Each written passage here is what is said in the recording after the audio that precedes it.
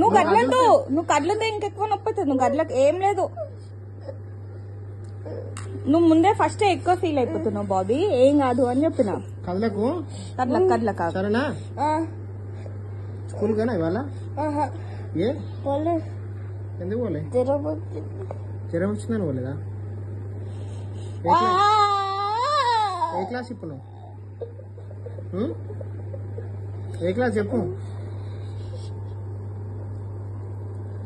మాట్లాడవా? అయిపోయింది. తీసేసాను. చూడు తీసేసాను. ఇక్కడ చూడు ఇగో అయిపోయింది.